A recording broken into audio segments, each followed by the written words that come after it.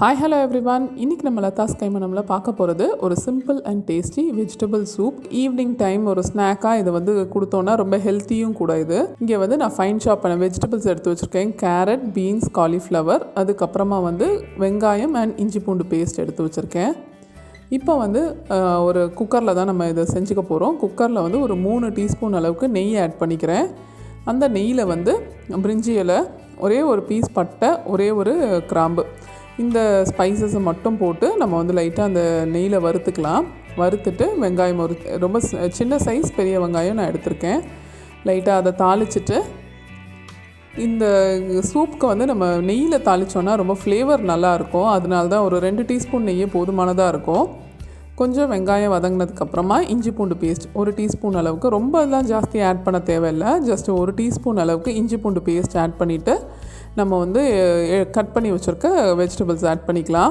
இந்த vegetables as usual நம்ம வீட்டில் என்ன அவைலபிளாக இருக்கோ ஆட் பண்ணிக்கலாம். கேரட், பீன்ஸ் பேசிக்கான வெஜிடபிள். அதுக்கப்புறமா காலிஃப்ளவர், கேபேஜ், அதுக்கப்புறம் ப்ரொக்கோலி, இந்த மாதிரி நமக்கு என்ன வீட்டில் அவைலபிளாக இருக்கோ அந்த மாதிரி நம்ம வெஜிடபிள்ஸ் ஆட் பண்ணிக்கலாம். கொஞ்சம் நல்லா சாட்டே பண்ணிக்கலாம். 4 to 5 minutes சாட்டே பண்ணதுக்கப்புறமா ஒரு 2 டீஸ்பூன் அளவுக்கு பெப்பர் பவுடர். இந்த பெப்பர் பவுடர் உடம்புக்கு ரொம்ப நல்லது. ஸோ இந்த மாதிரி நம்ம சூப்பில் இதிலெல்லாம் சேர்த்துக்கிறது ரொம்ப நல்லது. ஸோ இது ஹோம்மேட் பெப்பர் பவுடர் ஒரு 2 டீஸ்பூன் அளவு ஆட் பண்ணிவிட்டு நல்லா கொஞ்சம் வதக்கிட்டு அதுக்கப்புறமா தேவையான அளவு தண்ணி ஆட் பண்ணிடலாம். இதுக்கு கிட்டத்தட்ட ஒரு 4லேருந்து 5 கப் அளவுக்கு தண்ணி ஆட் பண்ணலாம். ஒரு 4 பேருக்கு இது கரெக்டான அளவாக இருக்கும். ஒரு பவுல் சர்வ் பண்ணுறதுக்கு இது கரெக்டான அளவாக இருக்கும். ஸோ இப்போ ஒரு 4 கப்பு தண்ணி ஆட் பண்ணிவிட்டு இதை நம்ம ப்ரெஷர் குக் பண்ணிக்க போகிறோம். ஸோ நல்லா பாயில் ஆகட்டும். நல்லா கொதிக்கிற ஸ்டேஜில் இதை மூடிட்டு நம்ம ப்ரெஷர் குக் பண்ணிடலாம். 10 to 12 minutes. நல்லா இந்த காய்கறியில் நல்லா மசிஞ்சு வேகிற அளவுக்கு நம்ம ப்ரெஷர் குக் பண்ணிக்கணும். இதை இப்போ நல்லா அந்த ப்ரெஷர் எல்லாமே அடங்கியிருக்கு. இந்த ஸ்டேஜில் இதை ஓப்பன் பண்ணி பார்க்கலாம். இப்போ காய்க்கு நம்ம சால்ட் ஆட் பண்ணல. ஸோ ஓப்பன் பண்ணதுக்கப்புறமா இதுக்கு தேவையான அளவு சால்ட் ஆட் பண்ணிவிட்டு அதையும் நல்லா மிக்ஸ் பண்ணி கொதிக்க விட்டுறலாம். இப்போ இது நல்லா கொதிக்கட்டும். இதுக்கு நம்ம ஒரு கார்ன்ஃப்ளவர் ஸ்டர்ரி நம்ம ரெடி பண்ணிக்க போகிறோம்.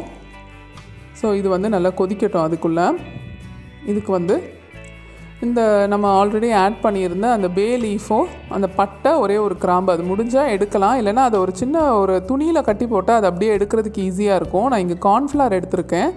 ஒரு 2 டேபிள் ஸ்பூன் அளவுக்கு கார்ன்ஃப்ளவர். இது ஒரு திக்னிங் ஏஜென்ட்டாக இது நல்லா அந்த சூப் கன்சிஸ்டன்சி கொண்டு வர்றது அந்த கார்ன்ஃப்ளவர் தான்.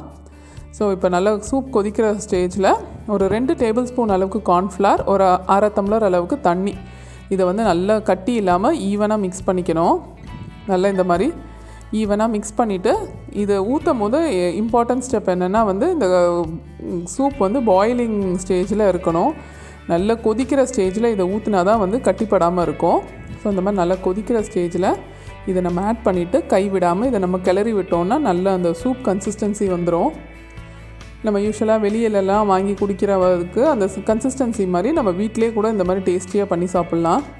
இப்போ இந்த மாதிரி ஒரு 2 to 3 minutes அந்த இதை நல்லா மிக்ஸ் பண்ணி கொதிக்க விட்டானாலே போதும். கையெடுக்காமல் ஒரு 2 minutes கடைசியில் கிண்டிக்கணும்.